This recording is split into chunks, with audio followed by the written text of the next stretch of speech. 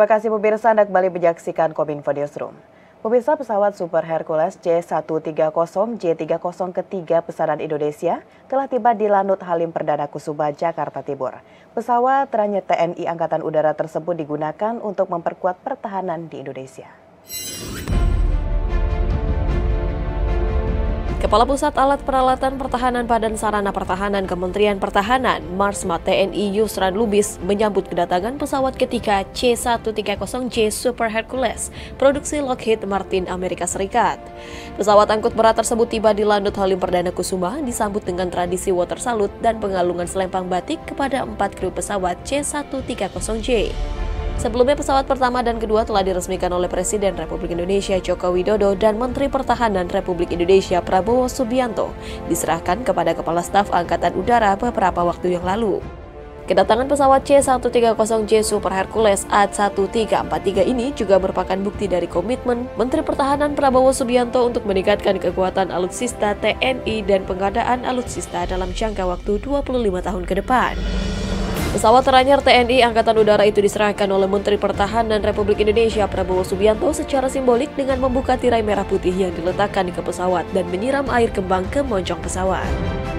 Usai mengikuti sesi Joy Flight, Menhan Prabowo menyampaikan pemerintah berkomitmen untuk terus memperkuat pertahanan dengan termasuk diantaranya alutsista TNI Angkatan Udara. Kita perlu pertahanan yang sangat kuat, bukan untuk apa-apa, hanya untuk pertahanan, hanya untuk menjaga kedaulatan kita, kemerdekaan kita. Dan terutama kalau kita kuat, kita bisa menjaga kemerdekaan dan kedaulatan kita, berarti kita bisa menjaga kekayaan kita, sumber-sumber alam kita. Pesawat TNI Angkatan Udara C-130J Super Hercules tersebut dapat membawa beban maksimal hingga hampir 20.000 kg atau hampir 20 ton, mengangkut 8 palet atau 97 tandu, 128 pasukan tempur dan 92 pasukan terjun payung. Pemerintah akan membangun gudang logistik di Papua Tengah yang direncanakan paling lambat pada bulan September 2023 mendatang. Pembangunan gudang logistik ini juga nantinya akan memudahkan kendaraan yang mengangkut kebutuhan logistik hingga membuat masyarakat yang melewati jalan tersebut tidak berjalan kaki lagi selama 2 hari 1 malam.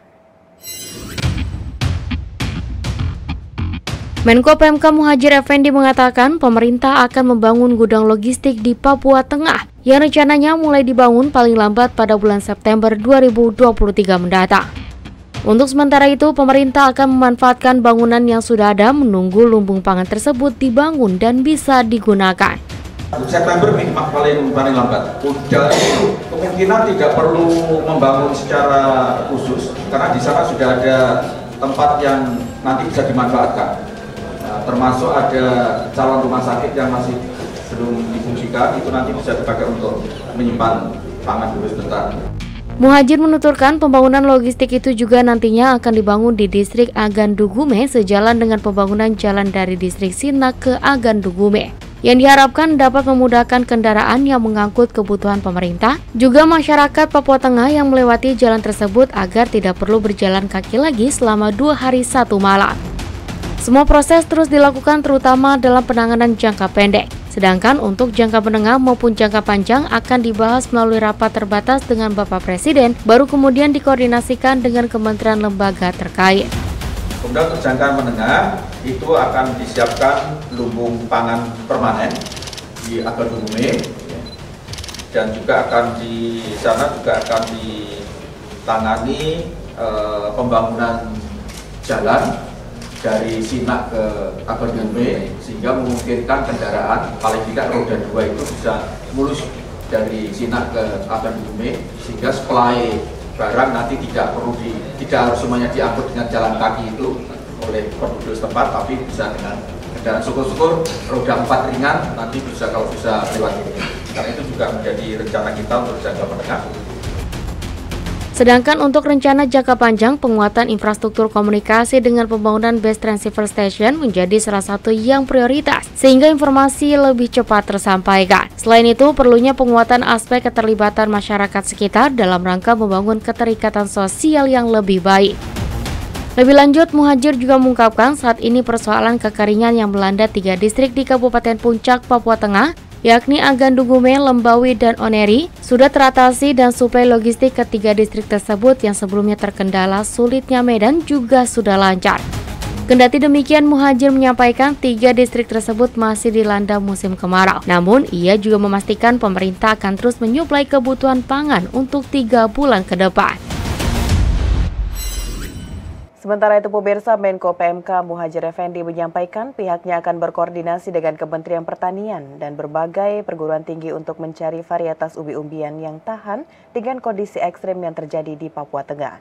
Tidak hanya itu, pemirsa, upaya ini dilakukan untuk menggantikan umbi yang biasa dikonsumsi masyarakat di Kabupaten Puncak, Papua Tengah agar tidak mengalami kejadian serupa di masa yang akan datang.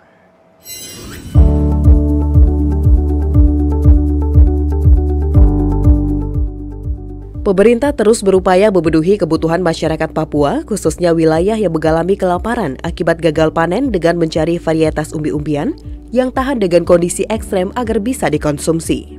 Menko PMK Muhajir menyampaikan hingga saat ini berdasarkan laporan yang diterimanya, terdapat 1 varietas umbi yang telah ditanam di Dieng, Wonosobo, Jawa Tengah yang kuat pada kondisi ekstrem.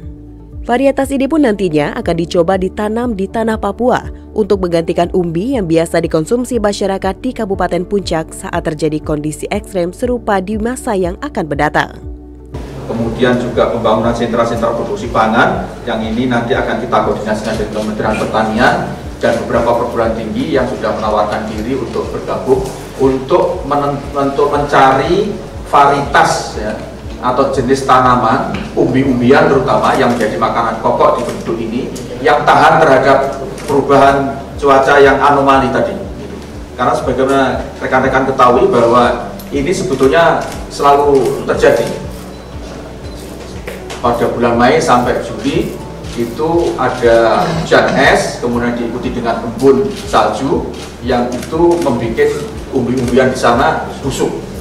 Nah, ini kemarin saya sudah dapat laporan dari salah satu perguruan tinggi, ada jenis tanaman yang sekarang ditanam di umbi-umbian di Bukit Dieng, itu kemungkinan bisa diadaptasikan untuk ditanam di tempat ini. Ya. Pada kesempatan yang sama, PJ Gubernur Ripka Haluk mengungkapkan kondisi ini disebabkan karena umbi-umbian yang menjadi makanan pokok masyarakat di distrik Agan Dugube, Lambewi, dan Oneri menjadi busuk dan tidak bisa dikonsumsi akibat adanya embun beku dan kabut es.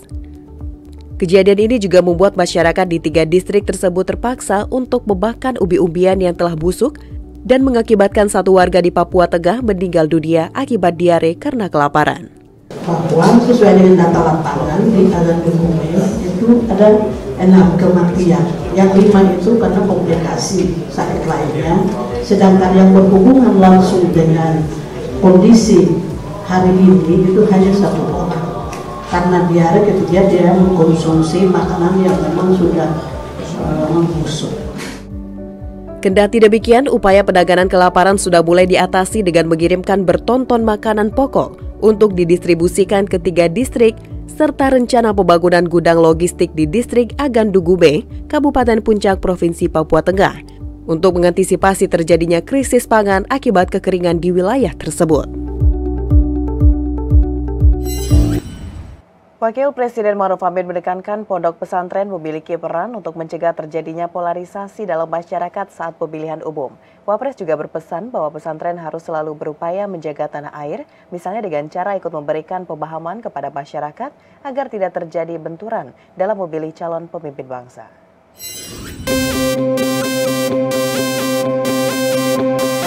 Wakil Presiden Ma'ruf Amin menekankan pondok pesantren memiliki peran untuk mencegah terjadinya polarisasi dalam masyarakat saat pemilihan umum. Hal itu disampaikan Wapres dalam keterangannya di sela kunjungan kerja di Sumedep, Jawa Timur. Wapres menyampaikan prinsip yang dibangun pesantren adalah mencintai tanah air sebagian dari iman. Oleh karena itu, pesantren harus selalu berupaya menjaga tanah air, misalnya dengan cara ikut memberikan pemahaman kepada masyarakat agar tidak terjadi benturan dalam memilih calon pemimpin bangsa. Lebih jauh, Presiden mengatakan bahwa pesantren sendiri dalam hal ini kiai dan ulama selalu memilih contoh pemimpin terbaik dari yang baik, yakni memenuhi sedikitnya 3 kriteria, yaitu kelebihan, kelayakan, dan yang paling membawa maslahat.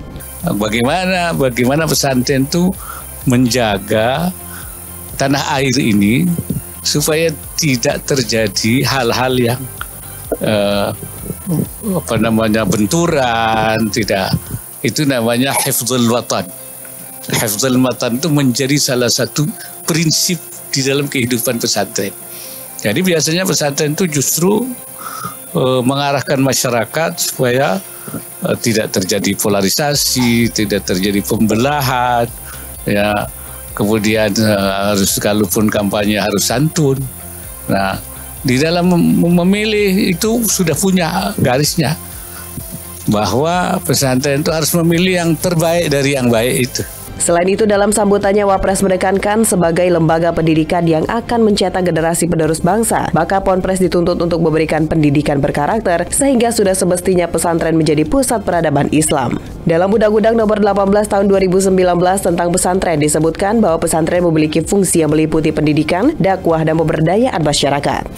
Ini jadi pesantren itu harus mengambil apa saja yang menjadi tantangan di daerahnya. Itu saya harap sebagai secara umum saya mengharapkan pesantren menjadi pusat peradaban. Ya, pusat peradaban itu melakukan perbaikan masyarakat bukan saja dalam masalah akhlak, tapi juga dalam masalah-masalah ekonomi, masalah-masalah sosial, masalah-masalah yang lain. Pemirsa, usai jeda pariwara, kami akan kembali dengan dialog berdaya UMKM Harmoni Membangun Ekonomi Kerakyatan sesaat lagi.